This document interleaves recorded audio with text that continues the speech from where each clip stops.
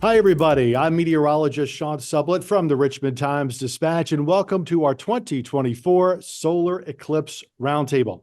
I'm joined by Virginia Commonwealth University physics professor Robert Gowdy and our meteorologist colleagues from across our network to tackle some of the frequently asked questions about the 2024 solar eclipse on Monday, April 8th. Thanks to our readers and our viewers for sending in the questions. And thank you, Dr. Gowdy, for coming down from VCU to help us out. Yeah, it's great to be here. All right, so let's get right at it. We know that, a solar eclipse is when the moon is casting a shadow on the Earth.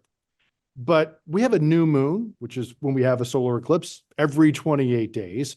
So why is this so rare if we have a new moon every 28 days? The moon's orbit's not in the same plane as the Earth's orbit around the sun. So usually it's tilted out of the way when we're having a new moon. So it doesn't quite leave a shadow on the Earth. Now, and we know it's not circular. Is it elliptical, kind of an elliptical orbit, or is it closer? It's an elliptical orbit. Sometimes the moon is closer, like it is now, and sometimes farther away. All right. So when we say it's not in the same plane, is it a lot? Is it like 10 degrees, 20 degrees, or it can be? It can vary. It can be like 18 degrees. 18. Okay. Yeah. All right. So we're getting a little bit deep into the trigonometry here. So yeah. we won't get too deep into that. But we want to go to some of our colleagues from across our network, and we know that the path of the eclipse is going from south to north. So we'll follow that here and start off by going to Tulsa, Oklahoma. Our meteorologist there, Kirsten Lang, is at Tulsa, where it will be 95% coverage at 1:48 Central Time on Monday, April 8th. Kirsten, what are you hearing there in Tulsa? Well, one question that came up was the area of total eclipse is relatively small. So I was hoping you could answer why that is, and then why does it last for such a short amount of time? Okay. Yeah, a lot to unpack there, as they say. The sun and the moon have almost exactly the same angular size in the sky. So the moon is just barely big enough to cover up the sun if you're standing in exactly the right place. If you're a little bit off from there, it won't cover it all up. There's no actual reason why the angular sizes are the same. It's a coincidence. And sometimes the moon's not big enough to cover up the whole sun. So we can talk about that. And that's called an annular. That would be an annular eclipse. So in that case, the sun is actually a little bit closer in its orbit to Earth, correct? Or do I have my geometry back? No, yeah, that's when it's farther away. Okay. So it's smaller angular size. And just while we're on that topic, because I know this term throws people off a lot, I hear annular, and it's very close to annual. But the term annular, it's from angle. Yeah. Comes from where? From angle. Angle. Okay. Got it. Yeah. Got it. Okay. So let's keep with this theme, move a little farther north to Chicago. Our meteorologist there, Matt Holliner, 94% of the sun will be covered at 2:07 in the afternoon. Matt, what are you hearing there in Chicago and in Northwest Indiana? Yeah, that's the question I'm getting a lot, is how much am I going to notice this for a place like Chicago? Because 94% of the sun being covered sounds really impressive. And so a lot of people are saying, well, can't I just stay in Chicago? Or St. Louis is another example. 99% of the sun is going to be covered in St. Louis. So can't I just stay in St. Louis and get a good view? So if I'm not in the path of totality, how much am I even going to notice it? Will I even notice it? And I think the thing that we really have to stress here is it's all about being in the path, and 99% of the sun being covered isn't up. Is that correct, Dr. Gowdy? Yeah, it'll get dim. But yeah, if you want to see the sun's outer atmosphere, then the whole sun's photosphere has to be covered. And that's the whole point of a total eclipse, that you can see way far outside of the sun, the outer corona. Right. Then, Joe, we're going to get to your question in just a moment, but we just talked about corona. So jump into that. I saw the eclipse in 2017 in South Carolina, and I remember the corona. Explain to people what they're looking at if they do see the corona. Yeah, it's the sun's outer atmosphere, and also the sun's very active right now, and so you're quite possibly going to see flares coming out as well as just a glow.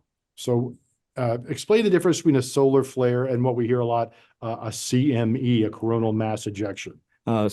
Solar flares are little things that are basically corresponding to sunspots and things. CME, that's a whole big piece of the sun detaching and taking off, and we better not be in the way. Yeah, that would be bad, as they say. But that's another discussion for another time. Joe, let's go up to you in Atlantic City. Not as much covered there, 86% coverage, 3:24 in the afternoon on Monday. So tackle your question there, what you're hearing in South Jersey. Yeah, so people will tell me, and I even think about it too. Well, if the sun's 84% covered, it's kind of a lot of the sun. Can't you look at the sun directly? Now, of course, the warnings are don't. You want to make sure you're not staring at the sun. But even at 84 or 90 or 95%, why shouldn't we be looking at the sun? And is there a percentage other than totality, which is 100% coverage, where you can safely look at the sun? Okay. The problem is the amount of light going into just any one of the light detecting cells in your eye. So if you're looking at even a tiny little piece of the photosphere, some of those cells are getting burned, and you don't want that. The big problem with an eclipse is that the total amount of light getting into your eye is not enough to trigger your reflexes. Normally, you can't look into the sun. Your reflexes won't permit it. Right.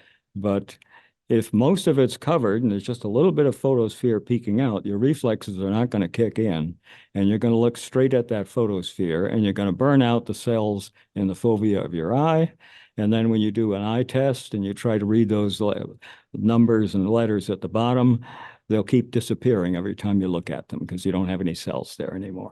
Right. So is that the ultraviolet that's doing the damage, or is it Well, just the brightness in all parts of the electromagnetic Well, the spectrum? ultraviolet does most of the damage, but it's just the fact that you got full sun on that poor little light detecting cell. No, that makes a lot of sense. We got another question that we found interesting, and I'll read this one from one of our viewers or subscribers. So, how visible will the eclipse be if you're flying on a plane? I'm scheduled to be flying back from Europe, and if everything's on schedule, it will be just a little bit behind the eclipse when it goes over. What kind of visibility would we see in a jet plane up at 30,000 feet? Would it be any different at all? Well, if you're looking in the right direction, if you got the window on the right side of the plane, yeah, it'd be spectacular because you don't have to worry about clouds and seeing. So it would be better. They have science planes up in the air looking at the eclipse now for that very reason. Okay. All right. So what kind of filters are available out there to view it safely? I mean, there's some of these you can get at a hardware store. What should people be looking for so they don't, buy some kind of fake filter?